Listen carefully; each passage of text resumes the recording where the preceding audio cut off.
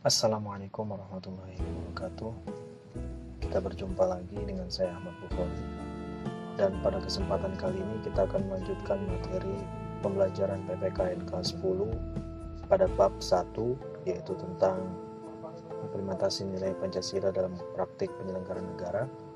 Pada sesi sebelumnya kita sudah sama-sama mengetahui mengenai apa itu kekuasaan negara, pembagian kekuasaan, hingga penerapan kekuasaan yang diterapkan di Indonesia, yaitu ada 5 bentuk.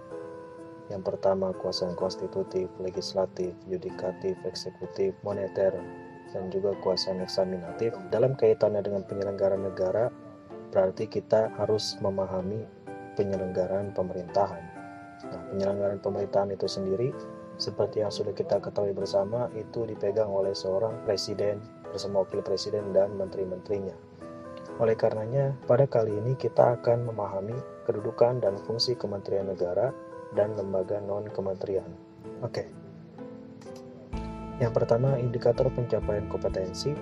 Adapun indikator pencapaian kompetensi pada materi kali ini yaitu KD 3.1, yakni menganalisis nilai-nilai Pancasila dalam kerangka praktik penyelenggaraan negara. Materinya ada 2. Yang pertama, sistem pembagian kekuasaan negara yang sudah kita sampaikan dan yang sudah kita pahami kemarin. Yang kedua, kali ini kita akan membahas kedudukan dan fungsi Kementerian Negara Republik Indonesia dan non-kementerian.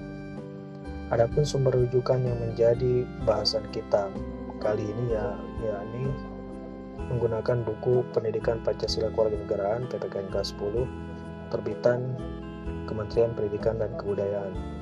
Jika kalian belum mempunyai buku sumber rujukan tersebut, kalian bisa mendownloadnya di link deskripsi di bawah ini ya. Oke, kita mulai.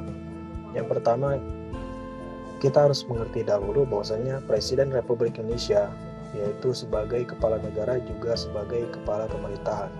Kita menganut sistem pemerintahan presidensial. Kemudian yang kedua, pada pasal 4 ayat 2 Undang-Undang Dasar 45, Presiden dibantu oleh seorang wakil presiden. Dalam menjalankan tugasnya sebagai seorang kepala negara dan kepala pemerintahan, Presiden dibantu oleh seorang wakil presiden. Oleh karenanya, di Indonesia, kita memilih seorang presiden beserta seorang wakil presiden. Yang ketiga, dalam menjalankan tugasnya juga, Presiden dibantu oleh menteri-menteri negara. Menteri negara tersebut diangkat dan diberhentikan oleh Presiden. Dan menteri negara tersebut bertanggung jawab atas segala tugasnya terhadap presiden karena kita menganut sistem presidensial. Yang keempat, pasal 17 ayat 3 Undang-Undang Dasar 45, setiap menteri membidangi urusan tertentu dalam pemerintahan. Menteri-menteri yang ditunjuk oleh presiden membidangi setiap urusan-urusan khusus dalam pemerintahan. Yang kelima, terdapat 34 kementerian, termasuk di dalamnya 4 kementerian koordinator. Hal ini berdasarkan Undang-Undang Nomor 39 Tahun 2008 tentang Kementerian Negara. Yang pertama, urusan tanggung jawab kementerian. Ada 3 bentuk urusan tanggung jawab dalam Kementerian Negara. Yang pertama, urusan pemerintah yang nomenklatur kementeriannya secara tegas disebutkan dalam Undang-Undang 45, meliputi urusan luar negeri, dalam negeri, dan pertahanan. Jadi yang pertama ada urusan pemerintahan yang memang sudah disebutkan dalam Undang-Undang Dasar 45, yaitu urusan luar negeri, urusan dalam negeri, dan pertahanan. Yang kedua, urusan pemerintah yang ruang lingkupnya disebutkan dalam Undang-Undang Dasar 45, meliputi urusan agama, hukum, keuangan, keamanan, dan lain sebagainya. Yang ketiga, urusan pemerintahan dalam rangka penajaman, koordinasi, dan sinkronisasi program pemerintah, meliputi urusan perencanaan pembangunan nasional, aparatur negara, kesekretariatan negara, badan usaha milik negara, dan lain sebagainya. Jadi ada 3 bentuk urusan tanggung jawab di kementerian. Ada yang tanggung jawabnya memang sudah diamanatkan dalam Undang-Undang Dasar, dan ada yang urusannya membantu pembangunan negara dalam rangka penajaman, koordinasi, dan lain sebagainya. Klasifikasi kementerian negara yang pertama ialah kementerian yang menangani urusan pemerintahan yang nomenklatur. Nomenklatur itu nama kementeriannya ya. Secara tegas disebutkan dalam Undang-Undang Dasar. Yang pertama ada Kementerian Dalam Negeri, yang kedua ada Kementerian Luar Negeri, dan yang ketiga ada Kementerian Pertahanan. Ketiga kementerian ini menjadi kementerian yang pokok dalam sistem pemerintahan di Indonesia. Oleh karenanya, ada satu pasal dalam Undang-Undang Dasar yang menyebutkan, jika presiden dan wakil presiden keduanya tidak dapat melanjutkan tugasnya, maka ketiga kementerian ini bersama-sama menjalankan tugas dari kepala pemerintahan. Oleh karenanya ketiga kementerian ini sangat sentral.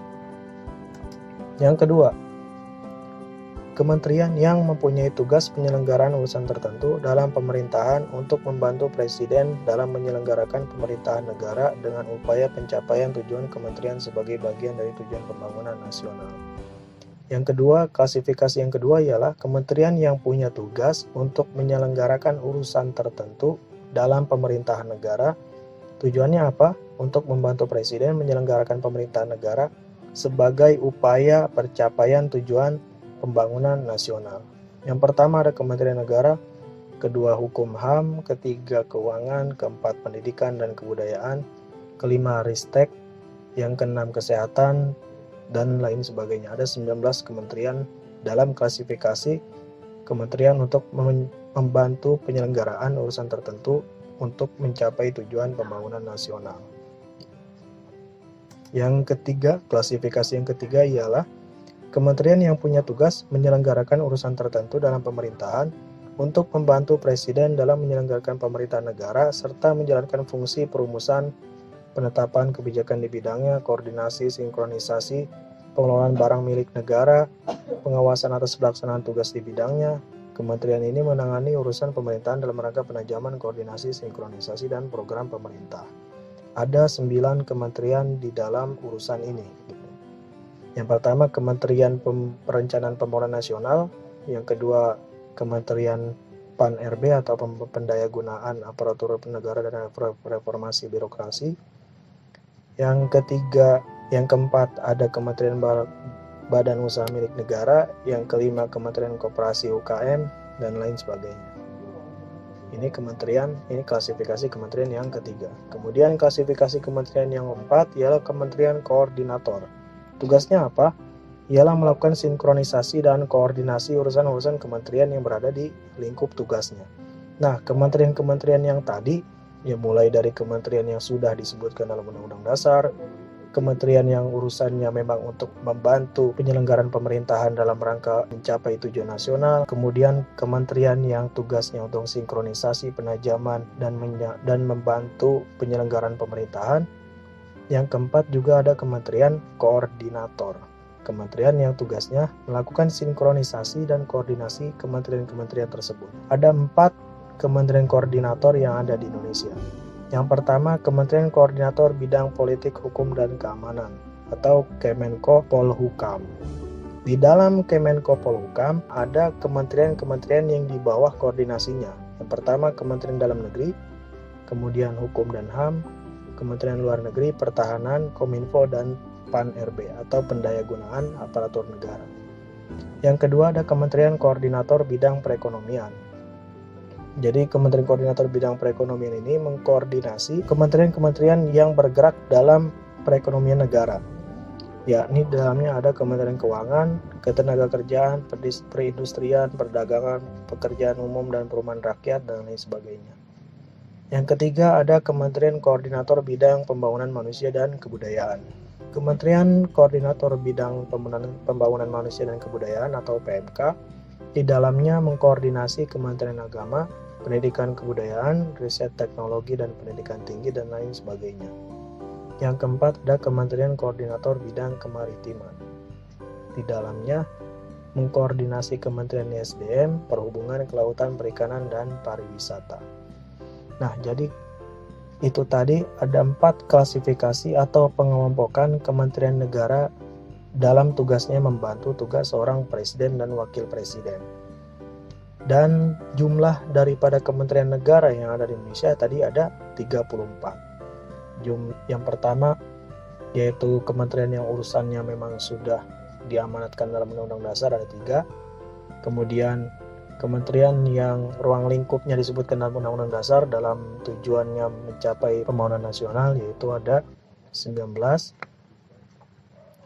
Kemudian ada Yang tadi klasifikasi yang ketiga, pengelompokan yang ketiga ada kementerian yang urusan tertentu membantu presiden menyelenggarakan pemerintahan, ada 8 ya, mohon maaf ini 8. Dan yang terakhir ada kementerian koordinator yaitu ada 4.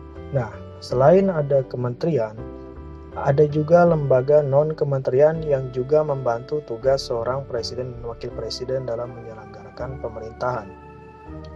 Apa sih yang dimaksud dengan lembaga pemerintahan non-kementerian? Yaitu lembaga negara yang dibentuk untuk membantu presiden dalam melaksanakan tugas pemerintahan tertentu. Lembaga pemerintahan non-kementerian berada di bawah presiden dan bertanggung jawab kepada presiden melalui menteri atau pejabat setingkat menteri yang terkait. Nah, keberadaan lembaga dan kementerian itu sendiri diatur dalam dalam Kepres nomor 103 tahun 2001 tentang kedudukan, tugas, fungsi, kewenangan, susunan organisasi dan tata kerja lembaga pemerintahan non-departemen atau sekarang disebut sebagai non-kementerian. Kurang lebih ada sekitar puluhan lembaga non-kementerian yang ada di Indonesia. Di sini hanya disebutkan 17. Yang pertama BIN, Badan Intelijen Negara dalam urusan intelijen ya. Yang kedua BNN, Badan Narkotika Nasional, urusannya untuk mengendalikan dan juga mencegah peredaran narkotika. Yang ketiga ada BKN, Badan Kepegawaian Negara, untuk menjaring pegawai-pegawai negara atau ASN. Yang keempat ada BMKG, untuk badan yang meneliti di bidang iklim ya. Yang kelima ada BKKBN, BNPT itu terorisme, BPOM atau Badan Pengawas Obat dan Makanan, BNPB, Badan Nasional Penanggulangan Bencana, ada Basarnas, Lemhanas, Bulog, Batan, dan lain sebagainya. Nah, itu tadi bahasan singkat dari lanjutan materi mengenai implementasi nilai Pancasila dalam praktik penyelenggaraan negara. Pembahasan sebelumnya kita sudah mengetahui bahwasanya sistem pembagian kuasa Indonesia itu ada 5. Kemudian dalam lembaga eksekutif, yakni lembaga pemerintahan, presiden selaku pemegang pemerintahan dalam menjalankan tugasnya dibantu oleh seorang wakil presiden dan menteri-menteri negara. Selain menteri negara juga dibantu oleh lembaga non-kementerian yang semua itu bertanggung jawab terhadap presiden dalam menjalankan tugasnya. Oke, itu saja untuk kali ini dan silakan kalian memahaminya lebih dalam sumber-sumber belajar lainnya. Terima kasih dan mohon maaf jika terdapat kekurangan. Wassalamualaikum warahmatullahi wabarakatuh.